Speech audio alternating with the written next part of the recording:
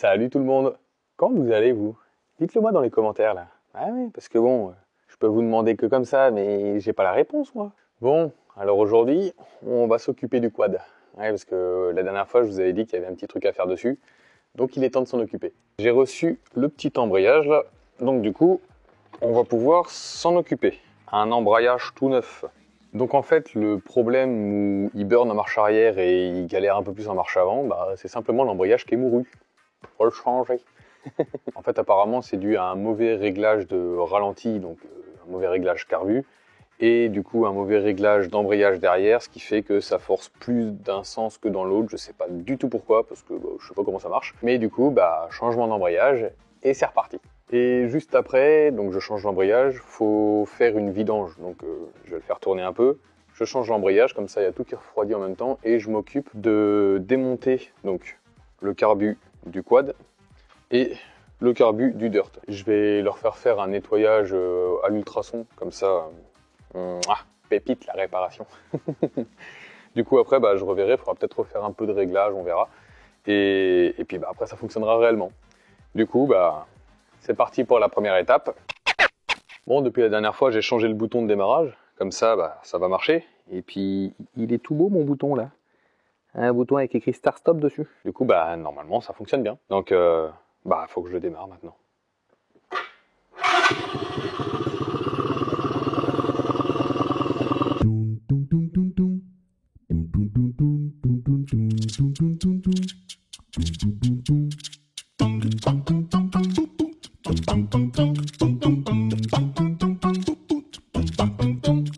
Bon voilà, la vidange est faite. Du coup, il n'y a plus qu'à démonter le carter pour changer l'embrayage. Ok, donc on commence par enlever toutes les vis de carter. Sinon, on peut pas l'ouvrir. Jusque là, c'est logique.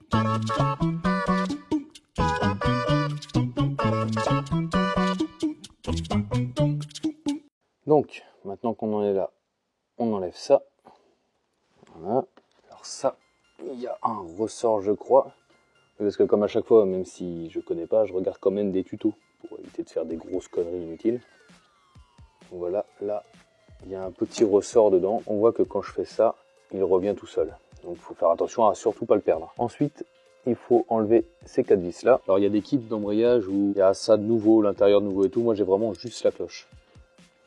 Ok, je vais mettre une vitesse. Ça bloque que dalle. Alors voilà, ça c'est un truc que je savais pas. Voilà, ça suffit. Okay. Ça, faut l'enlever. Alors par contre, il y a un joint dessus et je pense pas l'avoir. On verra ce que ça donne. Tiens, c'est parti beaucoup trop vite par rapport à ce que je pensais. Ok, lui, il a carrément pas de joint. Écoute. Ah, j'ai fait tomber le roulement qui est devant. Non, il n'a pas de sens. Ensuite, il y a un écrou qui est bloqué dedans. Là, on voit que il n'y a qu'une patte qui a été assez loin pour bloquer l'écrou. Je vais surtout virer celle-là. Les autres, elles vont pas me gêner. Je déplie un poil juste pour être tranquille. J'ai pas la douille spéciale pour dévisser ça, mais en fait, c'est pas grave. Avec un tournevis, on peut très bien le faire. Je mets mon tournevis sur un angle comme ça. Et en faisant ça, en fait, on finit par le choquer. Et du coup, on finit par le desserrer. Donc les tutos c'est bien, mais c'est toujours plus facile que dans la vraie vie. Bon alors comme d'hab ça se passe pas comme prévu. On va dire que l'écrou, vu que c'est de la merde et qu'il devait être bien serré en même temps, il n'a pas résisté. Alors que bon, quand on regarde dans tous les tutos, il marche comme ça, et puis moi j'essaie de le faire et ça marche pas. Comme quoi, ça marche pas toujours. Comme vous pouvez le voir juste ici, en fait le bord il a sauté là où il y avait le tournevis. Du coup j'arrête les frais maintenant parce que si jamais j'essaie sur d'autres angles et que ça fait la même chose, après je pourrais plus desserrer l'écrou. Donc je vais voir, j'ai déjà commandé une clé faite exprès, seulement forcément elle arrive dans quelques semaines. Donc je vais remonter ça vite fait, je vais m'occuper des carbus et puis comme ça on n'aura pas perdu notre temps. Bon du coup pour le carbu du quad, c'est pas compliqué, c'est ici, c'est très simple. Il suffit de dévisser les 2 vis de pipe d'admission, donc il y en a une là, une de l'autre côté. Ensuite, on pourra sortir le carbu, enlever l'accélérateur, et puis ma foi, voilà, il sera démonté. Enfin, il sera sorti du moteur. Après, il faudra quand même l'ouvrir pour le mettre dans le bac. Voilà, donc on a juste à dévisser ça. La partie haute du boisseau, c'est là que le câble d'accélérateur arrive. Et c'est comme ça qu'on va pouvoir enlever l'accélérateur justement. Voilà, donc ça c'est le boisseau donc, qui va dedans. Et ça c'est la tige, le plongeur, il y a un terme mais je ne m'en rappelle plus. Je le mettrai ici, je m'en rappelle. Et donc en fait ça sert à ouvrir ou fermer l'arrivée d'essence dans le carbu. Et pour éviter qu'il y ait de la merde qui rentre dans le moteur en attendant, hop, un petit essuie-tout, comme ça c'est bâché. Bon bah voilà, du coup pour l'odeur, donc c'est la même chose que pour le quad. Hein. Du coup, comme pour le quad, je dévisse ça. Voilà. Comme vous pouvez le voir, hein, c'est beaucoup plus gros que sur le quad. Alors c'est exactement le même principe. Là j'ai le boisseau. Et voilà. Alors par contre, je vais faire un truc pour éviter que le filtre sèche. Je vais le boucher. Voilà. Je vais laisser l'essence couler. Ok. Du coup, hop, je l'éteins. Là, le filtre est rempli. Donc je mets une vis à l'entrée pour éviter que ça coule, que ce soit étanche. Et comme ça, lui, il baigne dans l'essence et il sèche pas.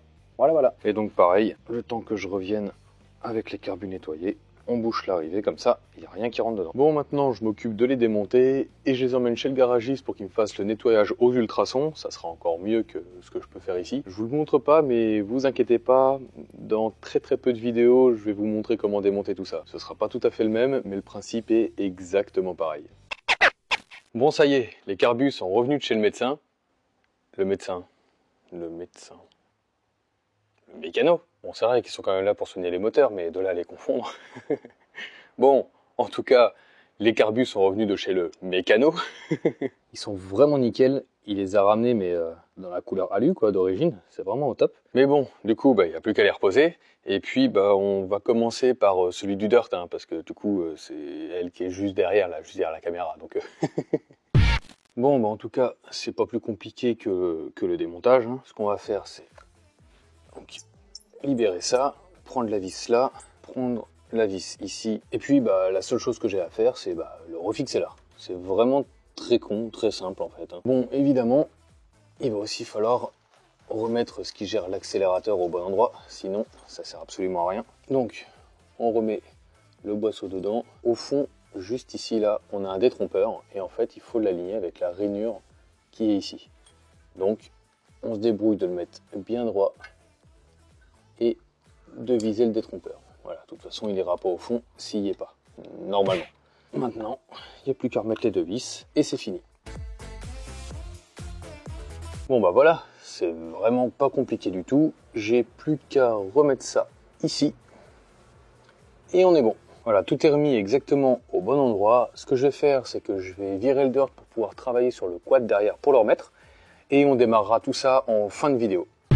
Voilà, c'est exactement le même principe que l'autre, hein, toujours pareil. Il y a un détrompeur ici pour remettre le boisseau dans le bon sens grâce à la rainure qu'on voit jusque là. La seule différence, c'est que là, vu que c'est bien coudé et que du coup c'est bien relou, je vais démonter le carbu de la pipe, mettre l'accélérateur et réassembler tout ça. Sinon, c'est exactement la même chose. Bon, maintenant que les carbus sont faits, on n'a plus qu'à passer à la suite. Et ça tombe bien parce que pile poil ce matin, alors que je m'y attendais pas, j'ai reçu un truc. Tada. Alors en fait, c'est ça, la douille que j'ai besoin pour défaire cette saloperie d'écrou qui est coincée là dans l'embrayage. Et du coup, vu qu'il y a 4 empreintes, en fait, c'est pour ça que c'est un outil spécial, il y a bien 4 empreintes pour le mettre dedans. Et il y en a 2 parce qu'il peut y avoir 2 tailles différentes. Voilà. Sinon, entre-temps, j'ai aussi reçu tout le petit attirail, à tous les l'écrou, les vis, le centreur, tout le bordel, avec le nouveau petit carter avec le roulement dedans. Ça, à la limite, ça m'inquiétait pas de pas le changer. C'est surtout ça que j'avais pas. Le joint qui va entre l'embrayage et ce petit carter. Et du coup, en rachetant tout ça, je l'ai eu en même temps. Parfait.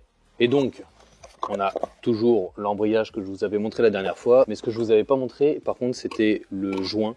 Il y a un joint dedans.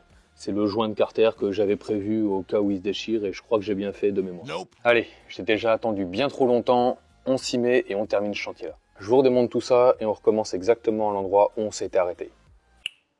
Je suis un vrai youtubeur maintenant, je fais des transitions comme ça.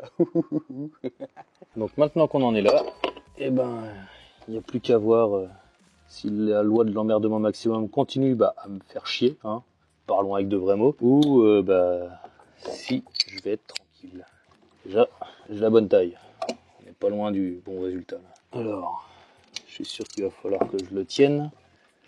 Voilà. Donc ça, c'est le bordel.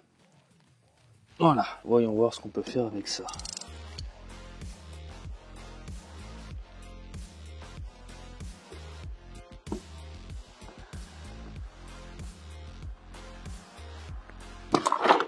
Hop là, failli tomber. Alors la clé, déjà la douille n'a pas lâché. Tournevis c'est barré. Et maintenant voyons si c'est desserré ou si c'est juste une fausse joie. Allez, desserre tout. Putain.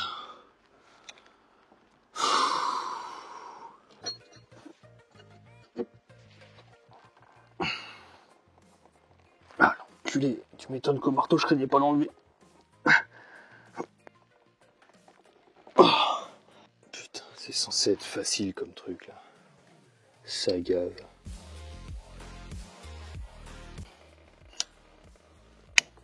Ah bah voilà. Avec un bon bras de levier. Ah si, c'est bon, cool. Putain de saloperie. Ouh, on y arrive. Oh, j'aurais galéré, mais au moins, on y arrive. Je le finis au doigt. Oh là. Et il n'y a même pas de frein filé ni rien. Il devait être soudé avec le temps, la chaleur ou je ne sais trop quoi. Et donc c'est ça là.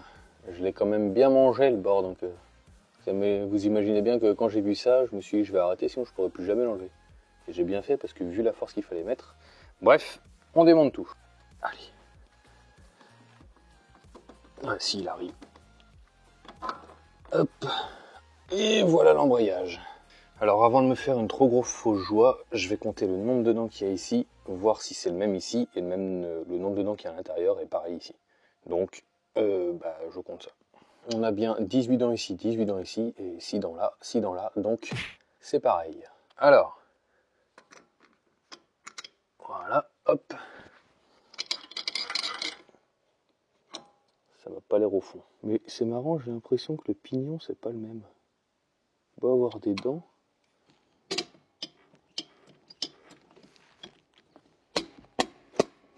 Ouais, je suis pas sûr du truc là. Pas sûr du tout même. On a bien touché là. Ok, donc je suis bien au fond. Ouais, écoute, on va voir. Franchement, je suis sceptique. Bon finalement j'ai eu la bonne intuition, il y a bel et bien un problème, en fait c'est pas du tout le bon embrayage. J'ai pas fait attention à un détail que pourtant j'ai vu. Sur la photo là on peut voir que l'embrayage que j'ai enlevé, donc celui de gauche, a des cannelures intérieures assez anguleuses, alors que l'autre il a des cannelures très pointues, donc c'est pas les mêmes embrayages. Bon, dans un tout premier temps j'ai eu ça comme problème. Quand j'ai remis le carter je pouvais plus passer les vitesses, en fait il fallait re-régler la vis qui est là, qui gère un truc derrière qui appuie sur le bidule du machin qui passe les vitesses. J'ai pas de meilleur mot à mettre dessus. Quand on essayait de démarrer, voilà le genre de bruit que ça faisait. C'est pas bon ce bruit, pas bon du tout. Ok. Bon c'est bien ce qui me semblait. Je pense simplement que l'embrayage n'est pas adapté et que ça craint pas démarrer comme ça. Voilà, bon. Et on cherche à réparer ça et je reviens vers vous. Et voilà le plus gros problème que ça engendre. Bon, alors, après avoir regardé vite fait quand même, lui, en fait du coup, il fonctionne très bien, enfin il démarre très bien. Par contre, c'est exactement ce que je pensais, je pense qu'il y a un problème d'embrayage vu que les vitesses sont très dures à passer et que du coup, je peux pas régler le patinage. Ce qui fait que du coup, je vais vous montrer. Voilà. Donc voilà, il démarre toujours très bien, il n'y a pas de souci. J'ai même l'impression que le ralenti est mieux qu'avant. Le vrai problème, c'est que là, si je passe la marche avant, voilà, donc c'est en direct, alors que normalement c'est du semi-automatique, donc c'est censé passer, et seulement quand j'accélère, embrayer. Et puis c'est pareil en marche arrière. Hein. Voilà, si je passe la marche arrière, voilà. Voilà, je le fais pas plus parce que sinon ça risque de l'abîmer. Ce qu'on va faire maintenant, c'est redémarrer le dirt, le régler s'il faut, et on s'arrêtera là pour cette vidéo. Lui, on le verra la prochaine fois, on le répare et on le roule. Avec le dirt, là ce que je vais faire c'est simplement ça, ouvrir l'essence pour que du coup le carburateur puisse se remplir d'essence. Et vu qu'on a fait que ça, logiquement, contrairement au quad, il devrait pas peiner à redémarrer et surtout, il n'y a aucune raison qu'il redémarre pas. Ok, bon, et bon, on va essayer.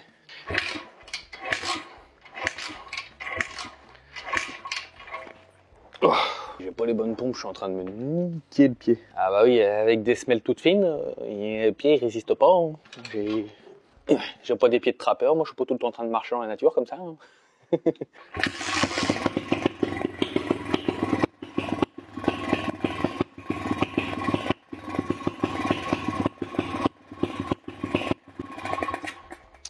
Bon, déjà ça marche, c'est très bien. Par contre, alors si ça pète bizarrement, c'est sûrement juste parce qu'il y a le starter. Par contre, il y a un truc chelou.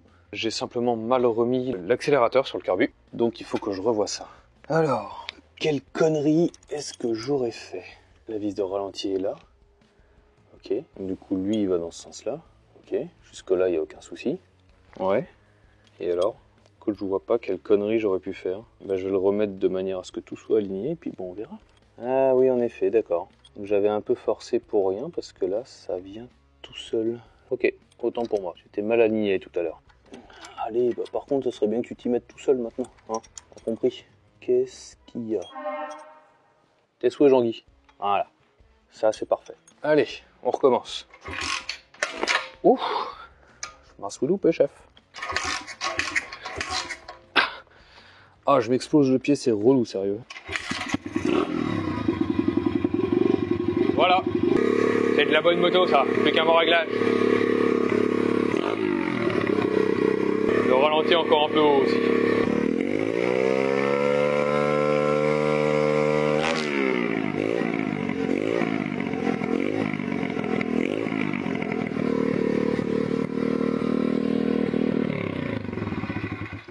Bon bah écoutez, je vais pas vous cacher, j'ai simplement la flemme de faire le réglage là. Donc je vais terminer la vidéo maintenant. De toute façon, je n'ai pas prévu de la rouler d'ici peu, donc ça attendra que le quad soit réparé. Ce que je vais faire, c'est que je ferai le bon réglage en même temps que je referai l'embrayage de ça. Comme ça, on refait un mixte entre les deux, mais une vidéo relativement courte, parce qu'au bout d'un moment, ça va être relou. Je pense que de toute façon, l'embrayage de l'autre côté, c'est simplement le mauvais embrayage. Je vais vérifier ça, mais à mon avis, le problème ne doit pas se trouver très loin de ça. Dommage, mais bon, c'est comme ça qu'on apprend, mon copain. Et puis bah après, il n'y aura plus qu'à aller s'amuser, ma foi. Quand c'est réparé, que ça tourne, il n'y a plus que ça à faire. Il se fait attendre, le petit. J'ai envie de le rouler. Hein. Il se fait attendre. Bon, allez. La fin de la vidéo? Bah oui. Bah oui, forcément. Si je vous annonce ce qu'il y a dans la prochaine vidéo, c'est parce que là, c'est la fin de la vidéo. Bon, bah, si vous avez un petit quelque chose à rajouter, hein, n'hésitez pas dans les commentaires. Quelque chose que j'ai mal fait, quelque chose que j'ai trop bien fait. Qu'est-ce que vous voulez? Ah, des fois, juste le talent. Hein. Allez, le petit commentaire si vous avez quelque chose à rajouter. On n'oublie pas le petit pouce en l'air. Et puis de s'abonner aussi. Hein. Comme ça, il y a plein d'autres trucs qui arrivent derrière. Et si on s'abonne pas, on ne voit pas ce qui arrive. Alors que si on s'abonne, on loupe rien. Allez, à plus pour la prochaine vidéo. Tchuss. Oh, une poignée. Bien. Oh, encore une. Ah. Venez aussi me suivre sur la page Facebook. Si vous voulez des actus bien plus régulièrement, c'est là-bas que ça se passe.